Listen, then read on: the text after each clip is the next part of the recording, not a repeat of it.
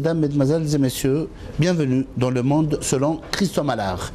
Bonjour Christian, donc aujourd'hui nous allons aborder un sujet sur la Libye.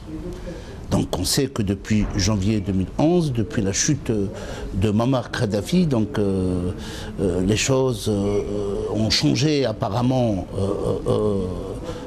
en Libye. Mais la question que je voudrais poser, c'est la question c'est-à-dire l'intervention militaire de la France et de la Grande-Bretagne pour aider les rebelles, était-il une erreur stratégique ou non? Voilà la question que je voudrais d'abord poser en ce qui concerne... C'est une grosse erreur stratégique dans la mesure où l'ancien président français, Nicolas Sarkozy, avec M.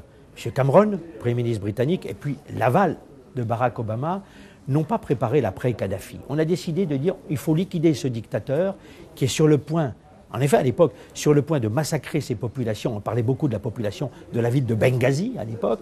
Et on a décidé d'y aller. On a dit qu'il faut liquider le dictateur. Mais on n'a pas pensé à l'après-Kadhafi. Vous savez, je suis très sévère vis-à-vis de Nicolas Sarkozy dans ce domaine parce qu'il a fait confiance à un homme qui s'appelle Bernard-Henri Lévy, un intellectuel très connu, en Algérie comme en France, un peu partout. Et Bernard-Henri Lévy était allé là-bas pour défendre les populations à Benghazi, les populations libyennes. Et il avait rencontré par hasard deux anciens membres du gouvernement de Kadhafi, qui n'étaient pas forcément les meilleurs membres de ce gouvernement, et il a conseillé Nicolas Sarkozy en lui disant « J'ai rencontré deux types fabuleux, il faut que tu les vois, je pense que pour l'avenir de la Libye, ça sera formidable. » Et Kadhafi, Nicolas Sarkozy l'a écouté. Alors vous savez, c'est ce que je dis, d'où le surnom que j'ai donné à BHL depuis qu'il s'est mêlé de ces affaires libyennes sans bien les connaître, c'était vraiment pour moi le bazar de l'hôtel de Libye. Et malheureusement, on paye le prix aujourd'hui d'erreurs de jugement et de décisions qui ont été prises à l'époque. Depuis donc le décès de la mort de Muammar Kadhafi, donc quel est l'état des lieux aujourd'hui de la Libye et quelles sont les divisions internes? Alors aujourd'hui, si vous voulez, on peut dire qu'il y a un véritable chaos à la fois politique et sécuritaire. Il y a plusieurs Libyes. Vous avez au nord, depuis l'été 2014, deux gouvernements, deux parlements qui cohabitent, avec d'un côté une partie qui est très liée au mouvement islamiste, tout ça entre Tobrouk et Tripoli, et puis de l'autre, une partie qui est à peu près reconnue par la communauté internationale. Et ces gens-là essayent, à travers leurs différents réseaux, de contrôler les villes, de contrôler la manne pétrolière. Et puis au sud, là vous avez ce que beaucoup de gens appellent, comme Jean-Yves Le Drian, le ministre de la Défense, le français, le hub terroriste, où arrive d'une concentration d'armement, où il y a Al-Qaïda au Maghreb islamique qui est implanté. Donc entre le nord et le sud, on voit bien aujourd'hui, il y a une grande déstabilisation du pays qui n'est plus du tout contrôlée. Il faut dire qu'il y a des fractures à la fois politiques, tribales. Vous savez, Kadhafi avait ce mérite. Comme l'avait, je m'excuse, je ne suis pas l'avocat des dictateurs, mais comme l'avait à un moment donné Saddam Hussein, ou Tito dans l'ex-Yougoslavie, ils arrivaient encore à cimenter ce qu'on ne pouvait pas fédérer. Kadhafi était quand même le fédérateur avec toutes ces tribus antagonistes, et il tenait le pays. Saddam Hussein a tenu son pays comme ça tout en appartenant à la minorité sunnite, avec une majorité chiite. Et puis Tito en Yougoslavie, entre les Serbes et les Croates. Je cite cet exemple parce que, quelque part, on a mis un coup de pied dans la fourmilière, sans doute parce qu'il y a des problèmes avec ces dictateurs, mais en même temps, on a déstabilisé toute cette région. Au sud de la Libye, l'arsenal militaire de Kadhafi a été distribué à des terroristes, tels que Hakmi. Donc quelles sont les conséquences de cela au sud du Sahel? Al-Qaïda au Maghreb islamique est un véritable problème pour à la fois tous les gens qui cherchent à stabiliser le Mali, qui a longtemps été aux mains des islamistes, surtout au nord, et le Niger voisin. Et donc aujourd'hui, la Libye est un véritable problème parce que, vous le disiez à l'instant, il y a Al-Qaïda au Maghreb islamique, mais il y a aussi aujourd'hui un élément nouveau. Il y a Daesh, il y a l'État islamique. C'est le troisième point où l'État islamique arrive à s'implanter. Il y a la Syrie, l'Irak, et maintenant on a la Libye, avec une ville qui a pratiquement fait acte d'allégeance à Daesh, qui est la ville de Derna.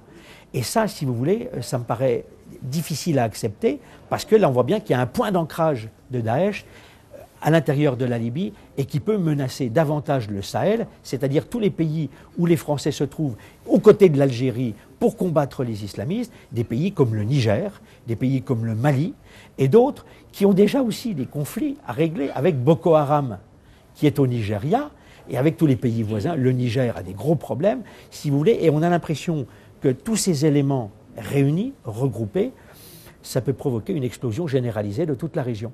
Alors peut-on parler de la somalisation donc, de la Libye, comme l'avait bien indiqué Jean-Yves Le Drian?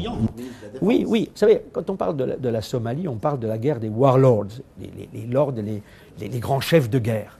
Eh bien là, on est dans une forme de somalisation de la situation en Libye, parce qu'en effet, comme je vous le disais tout à l'heure, il y a plusieurs chefs de tribus, plusieurs chefs de milices, plusieurs chefs de gouvernement ou de parlement qui sont là pour se battre et pour essayer d'obtenir le pouvoir. Alors, on est dans une situation un peu à la somalienne, en effet, avec une guerre des chefs, une guerre des lords, si je puis dire. Et au milieu de tout ça, l'ONU a bien tenté, à quelques reprises, d'organiser des réunions entre tous ces gens-là pour essayer de les fédérer, d'obtenir une sorte de gouvernement d'union nationale. Mais je dirais que malheureusement, c'est resté à l'état de vœu pieux et qu'aujourd'hui, il me paraît difficilement envisageable d'avoir une solution politique, alors que pour l'instant, on est en plein conflit militaire et qu'on est plus qu'au bord d'une implosion. Aujourd'hui, donc, on connaît les velléités d'expansion de l'organisation terroriste État islamique, qui sévit actuellement en Irak et en Syrie. Peut-on considérer que cette organisation est en train de prendre pied justement en Libye? Oui, par exemple. Elle prend pied en Libye, je vous disais tout à l'heure, premier point d'ancrage, la ville de Derna. Mais elle peut s'étendre à d'autres villes à l'intérieur de la Libye. C'est bien ce qui est inquiétant.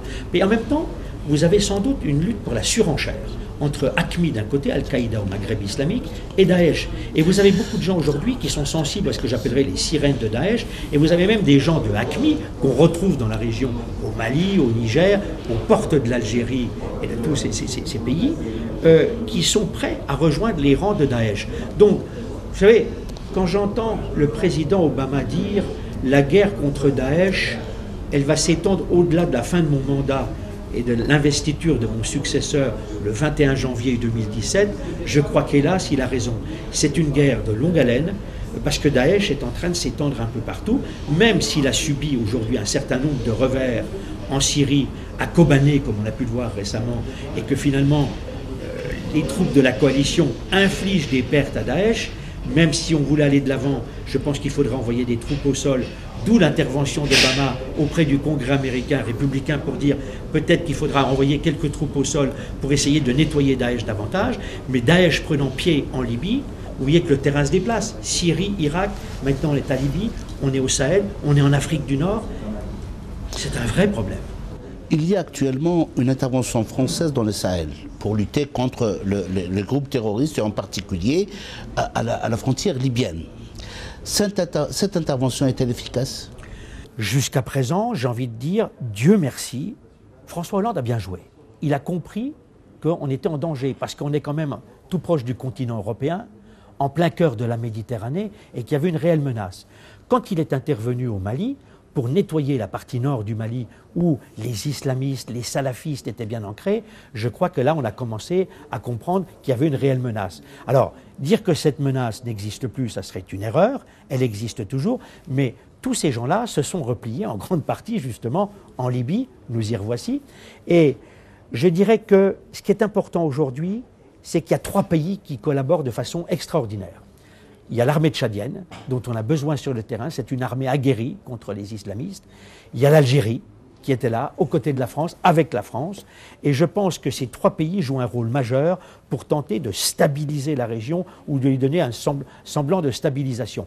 Elle n'est pas stabilisée pour l'instant. La menace, elle est là. Les Algériens le savent. Le Drian, Jean-Yves Le Drian, notre ministre de la Défense, en parle souvent. Et c'est vrai qu'on ne peut se permettre de laisser cette région se déstabiliser. Et surtout que l'Algérie, aujourd'hui, elle voit bien ce qui se passe en Libye. En Tunisie, les choses ont changé. Enarda a perdu le pouvoir, mais enfin, c'était quand même une menace. Et je pense qu'il est important de dire qu'aujourd'hui, avec des troupes tchadiennes qui sont très fortes, très aguerries, les Français et l'axe franco-algérien ou algéro-français qui joue son rôle, les choses peuvent être en voie de stabilisation. Justement, parce que l'Algérie, justement, elle est directement concernée par ce chaos, compte tenu du fait qu'elle a une frontière justement à l'Est. Alors pour vous, quelles sont les menaces sécuritaires en Algérie? L'Algérie, si vous voulez, elle a été beaucoup critiquée un certain temps, mais Dieu merci, j'allais dire, après cette guerre civile que vous avez connue contre le FIS, le Front islamique du salut, les gens ont compris que l'Algérie était quand même une pièce maîtresse de la région. Alors, il y a eu des attaques terroristes qui ont été perpétrées. Qu'on a une menace dans le sud algérien, ça venait de Libye aussi. Donc les Algériens savent pertinemment que la menace, elle vient aussi essentiellement de ce front vers la Libye, à la frontière, parce que c'est là que transite tout cet armement très sophistiqué dont dispose AQMI, Al-Qaïda au Maghreb islamique. Donc je pense que c'est important. Et en même temps, je vais vous citer une anecdote. Il n'y a pas longtemps, je rencontrais un chauffeur de taxi algérien au moment où il y avait des attentats terroristes en France. Et ce monsieur me dit, je sais que vous connaissez bien mon pays, il me dit, vous savez, je suis quand même très déçu par l'attitude de la France au moment où Mitterrand, à l'époque où nous avions les problèmes avec le FIS, dans les années 90, François Mitterrand avait dit, c'est un problème algéro-algérien. Et il m'a dit, je pense que François Mitterrand s'est trompé. Eh bien, ce taxi algérien avait raison. François Mitterrand s'est trompé, on a sous-estimé la menace qui a commencé avec le Front islamique du salut, et Dieu merci, le gouvernement, les militaires algériens ont repris le dessus sur le Front islamique du salut, mais ce qu'on n'a pas voulu voir, ou ce qu'on n'a pas vu venir, c'est que cette menace, à l'époque, allait s'étendre à toute la région, et je pense qu'aujourd'hui, en effet, l'Algérie sait, elle est prête, elle est vaccinée, si je puis dire, dans cette lutte contre le terrorisme islamiste, et la France a bien compris aussi que cette fois-ci, il fallait jouer main dans la main avec l'Algérie.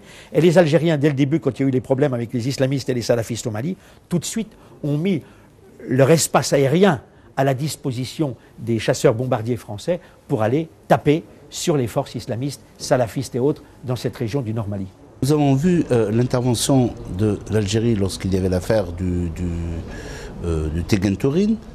Donc, quelle est votre réaction justement à cette intervention militaire qui a été très efficace?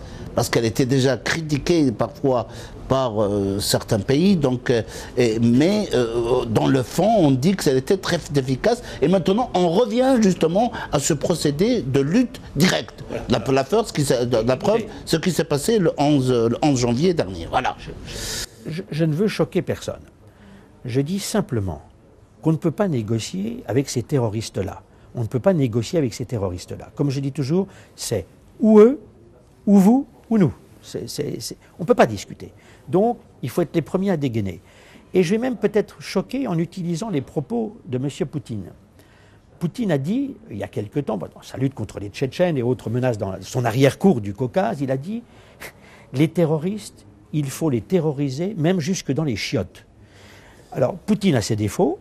C'est un dictateur, certes, mais en même temps, sur ce type de lutte contre les terroristes, il a raison. Je rappellerai qu'il y a un ancien ministre de l'Intérieur français, qui connaît bien l'Algérie, qui avait dit « il faut terroriser les terroristes », et Charles Pasqua.